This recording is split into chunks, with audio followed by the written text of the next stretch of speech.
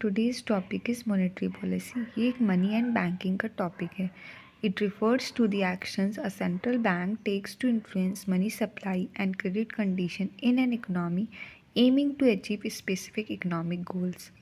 मतलब कि जब इकोनॉमी में या तो इन्फ्लेशन ज़्यादा होता है या तो ग्रोथ कम होती है, तब सेंट्रल बैंक मॉनेटरी पॉलिसी लाता है. मॉनेटरी पॉलिसी लाता कैसे है? जब मनी सप्लाई को कंट्रोल करना चाहता है तो वो मॉनेटरी पॉलिसी सेंट्रल बैंक लाता है. मॉनेटरी पॉलिसी आती किस लिए है? या तो प्राइस स्टेबिलिटी के लिए, या तो इन्फ्लेशन कंट्रोल करने के लिए, या तो ग्रोथ करने के लिए इकोनॉमी में.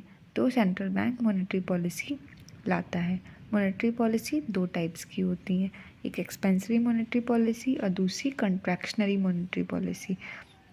एक्सपेंसरी monetary policy, it increases the amount of money in circulation by lowering interest rate.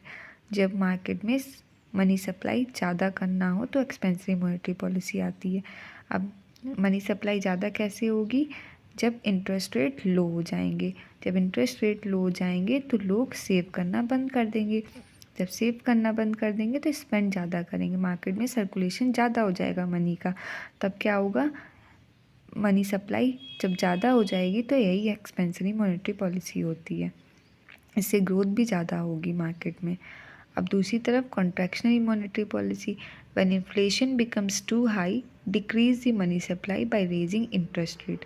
Contractionary monetary policy कब आती है? जब इन्फ्लेशन बहुत ज़्यादा हो मार्केट में.